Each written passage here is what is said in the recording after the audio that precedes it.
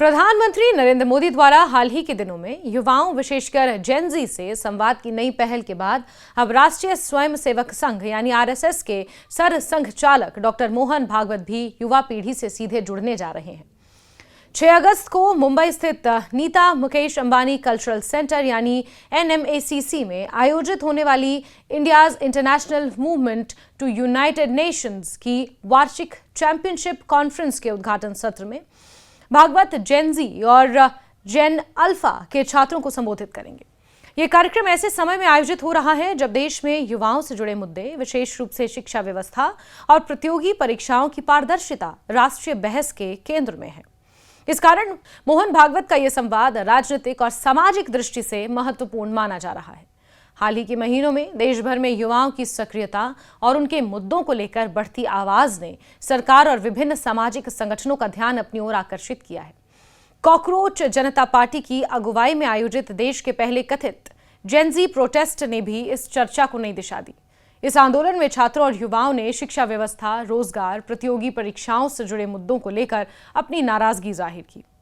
इसके बाद प्रधानमंत्री नरेंद्र मोदी ने भी युवाओं से संवाद स्थापित करने की पहल की। उन्होंने सोशल मीडिया प्लेटफॉर्म इंस्टाग्राम पर युवा पीढ़ी को ध्यान में रखते हुए अलग अंदाज में कई वीडियो साझा किए, जिन्हें व्यापक चर्चा भी मिली।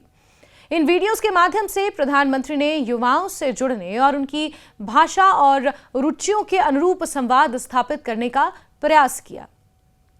अब इसी क्रम में आरएसएस प्रमुख मोहन भागवत का युवाओं से संवाद भी विशेष महत्व रखता है। बताया जा रहा है कि वो अपने संबोधन में युवा पीढ़ी की भूमिका, राष्ट्र निर्माण, नेतृत्व क्षमता और वैश्विक चुनौतियों के बीच भारत के दृष्टिकोण जैसे विषयों पर चर्चा करेंगे। IIUMN की वार्षिक चैंपियनशिप कॉन्फ्रेंस का उद्घाटन सत्र दुनिया को जोड़ने में युवाओं की भूमिका, भारतीय तरीका विषय पर आधारित होगा।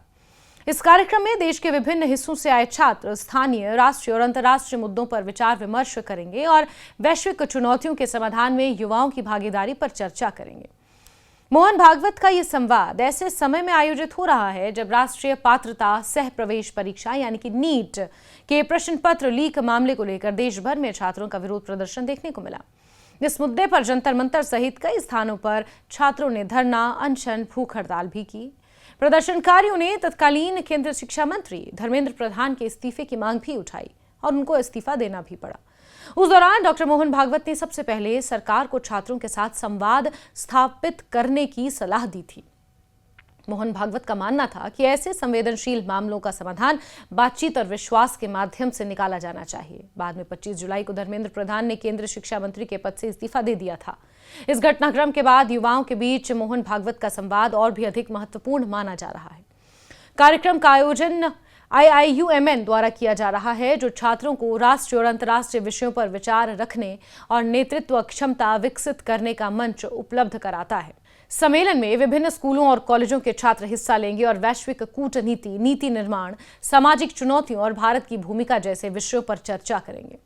उद्घाटन सत्र में मोहन भागवत का संबोधन इस सम्मेलन को औपचारिक शुरुआत करेगा। इस कार्यक्रम का एक प्रमुख आकर्षण ये भी है कि इसमें विशेष रूप से जनरेशन जी यानी कि जेन जी और जनरेशन अल्फा के छात्रों को केंद्र में रखा गया है। जनरेशन जी यानी कि जेन जी से मतलब साल 1997 से 2012 के बीच जन्मे युवाओं से है।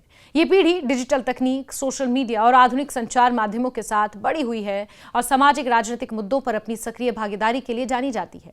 वहीं जनरेशन अल्फा में साल 2010 से 2024 के बीच जन्मे बच्चे शामिल हैं। ये पीढ़ी पूरी तरह डिजिटल युग में पली बड़ी है और भविष्य में समाज, शिक्षा, तकनीक के क्षेत्र में महत्वपूर्ण भूमिका निभाने वाली मानी जाती है। विशेषज्ञों का मानना है कि बदलते समय में युवाओं के साथ सीधा संवाद किसी भी सामाजिक, राजनीतिक या वैचारिक संगठन के लिए आवश्यक हो गया है। यही कारण है कि प्रधानमंत्री नरेंद्र मोदी के बाद अब आरएसएस प्रमुख मोहन भागवत भी नई पीढ़ी से सीधे संवाद करने जा रहे हैं। ये कार्यक्रम केवल एक औपचारिक संबोधन नहीं है, बल्कि युवाओं के विचारों, उनकी आकांक्षाओं और राष्ट्र निर्माण में उनकी संभावित भूमिका को समझने और उनके साथ संवाद स्थापित करने का प्रयास माना जा रहा है।